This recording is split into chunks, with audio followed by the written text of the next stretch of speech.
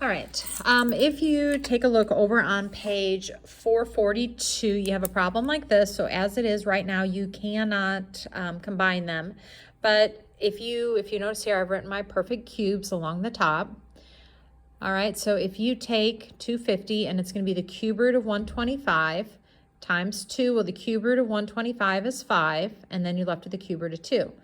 54 is the cube root of 27, so from here, times 2, so you get 3 cube root of 2. Here, 16 breaks into the cube root of 8, which is on my list, times 2, I get 2 cube root of 2. Now that they're all the cube roots of 2, you take 5 plus 3, which is 8, minus 2, which is 6, cube root of 2. All right, I didn't do this one because we pretty much just did it down a moment ago on this problem right here. They're both cube roots, break them down, and you should be able to combine them. Here you have the cube root of, you can come in, I'm just recording, it's all right.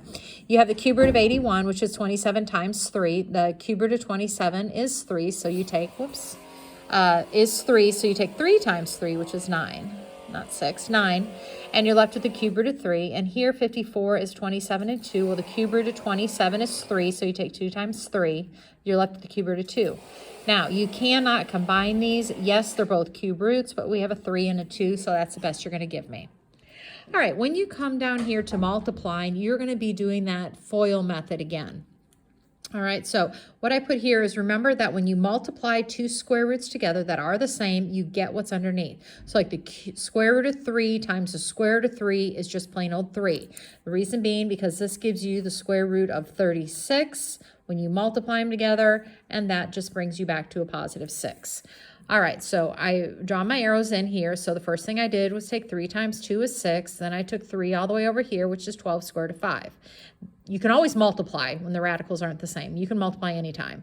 So here I multiplied 2 times 2 and got 4 square root of 5. Here I multiplied over here and I got 8. And then the square root of 5 times the square root of 5 is the square root of 25, which I've crossed out just to write as a 5. So 8 times 5 is going to get me the 40 here. I can combine these because my radicals are alike, and 12 plus 4 is 16. Then I can combine my 6 and my 40 to get 46 square root of 5. All right, so let's just do one more down here. You're going to take the 3 times the 5, which is 15.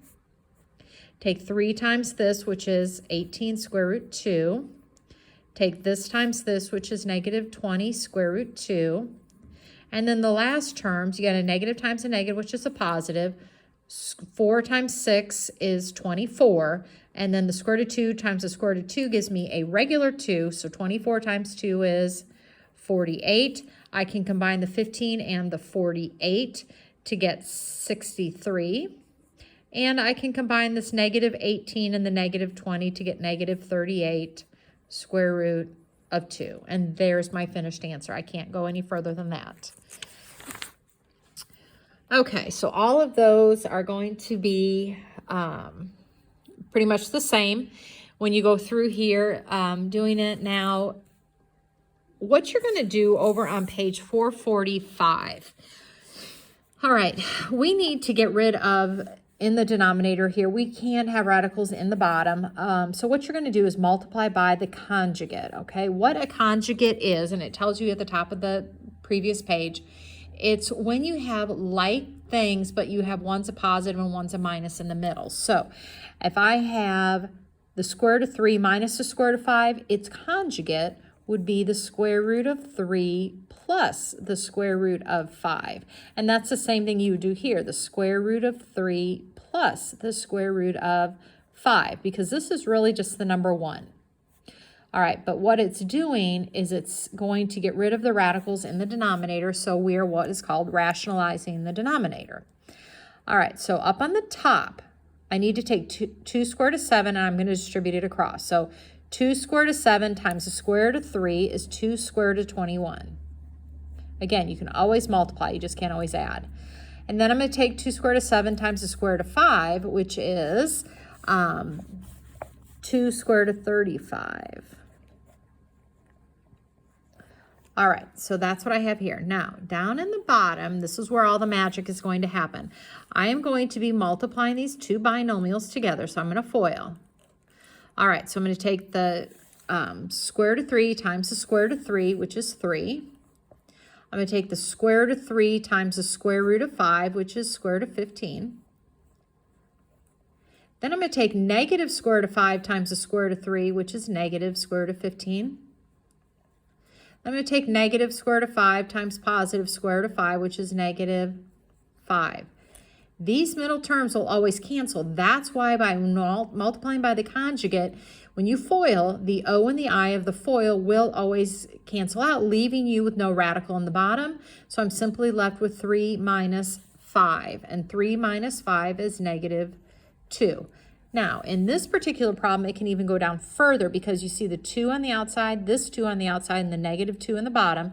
I can divide everything by a negative 2. So if I divide that by a negative 2, it goes away and I just get that negative. I'm going to divide this by a negative 2, which they go in and makes that a negative. And then obviously if I divide a negative 2 by a negative 2, I'm going to get that positive 1 in the denominator. So there's my finished answer. All right, so the same thing, I'm not going to walk you through all of this, but it's going to be 3 plus the square root of 6, and this will be 3 plus the square root of 6 is your conjugate. You'll distribute the 4x across, so you're going to get 12x and then 4x square root of 6, and on the bottom, you can FOIL it all out. Your radicals should cancel, and you'll get a whole number left in the bottom. All right, let me know if you have any questions.